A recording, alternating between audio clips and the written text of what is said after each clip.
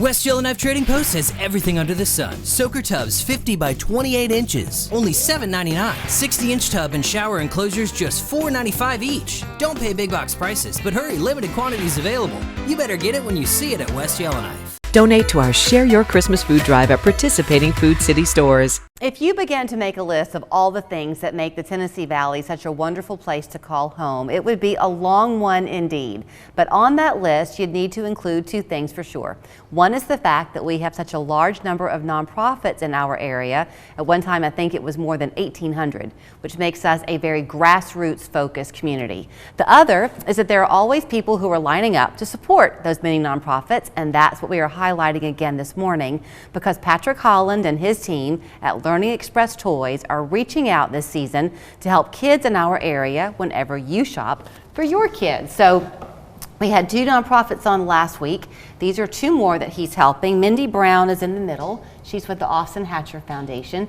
Teresa Nix is on the end. She has Downside Up. Good to see you all three. Good morning. Good to see you. So far it's going gangbusters, right? People are lining up to help you. Yeah, it's been fantastic. This is the first year we've really expanded this program. It's like basically Christmas wish list for the organizations.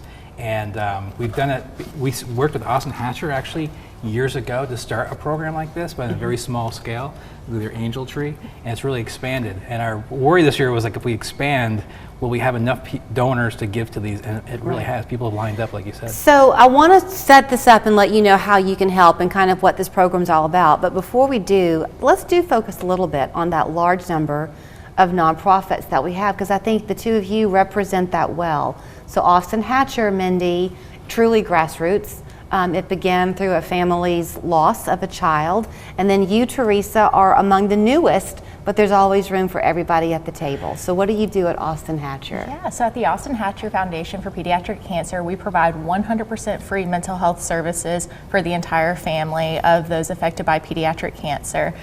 So we provide anything from counseling to things like occupational therapy. We also are able to include programs like the STEAM Club. We have a lot of our patients or their siblings, they have non-traditional school situations. And some of our patients struggle with cognitive deficits from chemotherapy. So being able to utilize the toys that we get through the Learning Express, we're able to address the treatment issues of our clients in really fun ways, sometimes masking that as play, and we could not do that without the support of our community. Okay, and what do you do at Downside Up? My little boy has Down syndrome and autism, and when he was about 2, he's 11 now, but I started Downside Up to just join families who have children with all abilities and all age groups to develop just a community, a connection. And we have preschool through 5th grade camps all summer, and on the breaks we also have a family camp at Camp Lookout every year for the whole family. And then we help all age groups, all abilities. So these toys will be great. We have a toy library that parents can pick out toys and trade them back in. And we have Cookies with Santa coming up that all the kids can come and have 30 minutes with Santa, because a lot of times our kids don't really want to see Santa, and you're in line and you're crying and they're crying, and by the time you're like, take a picture.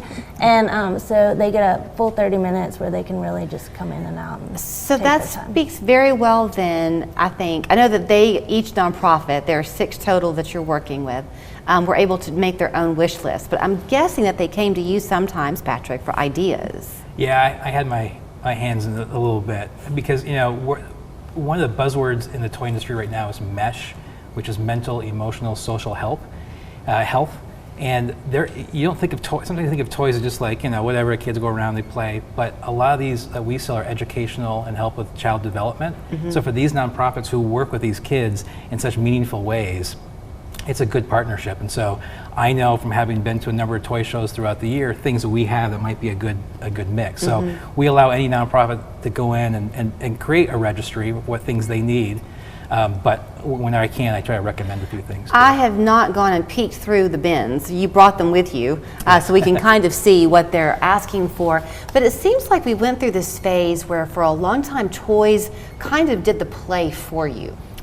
And it feels like at Mountaintop and Learning Express, you've got kind of a lot of the throwback toys where part of that mesh might be that the child is invested in the toy. Yes, absolutely. I mean, there's things like STEM, Lego's always been around, but these are ones where kids can build themselves, learn themselves, craft kits, but at the same time, at the end, they have something that they feel good about and that they can then play after they built those Because things. children's brains develop through play. Yes. Right? So even a ball is an educational toy. Absolutely. The power of play, which I know Teresa, that's one of her taglines for Downside Up, just the power of play. It is everything a child's looking at, especially physical items that they can kind of map their brain on how to use those.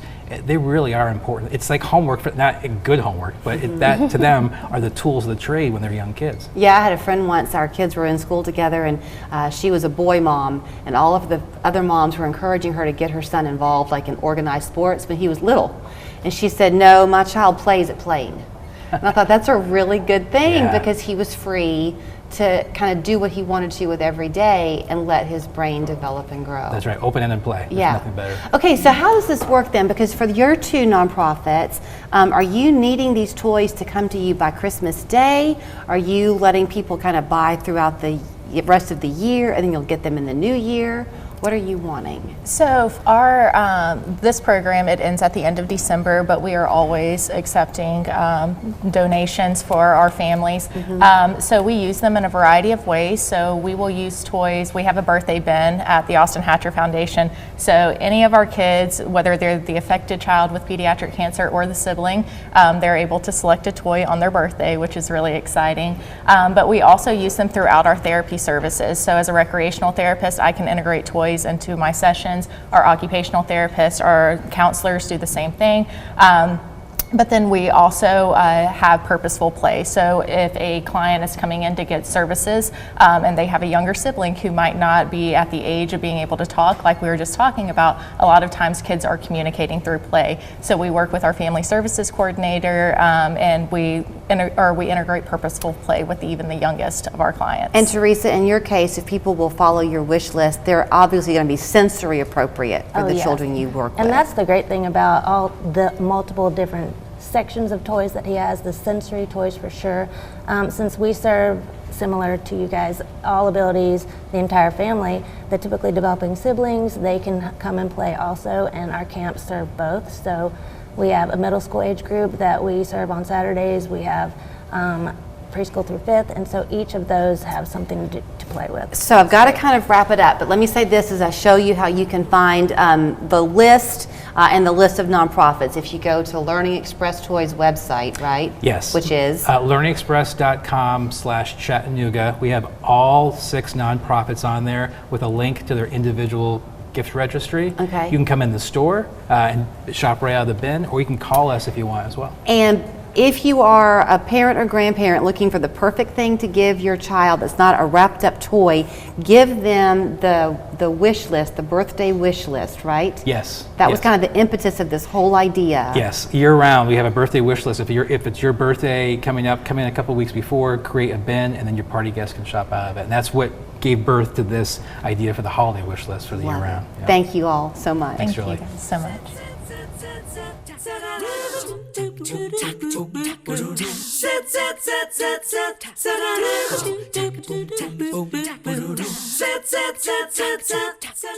How well does your doctor listen? I just know she wasn't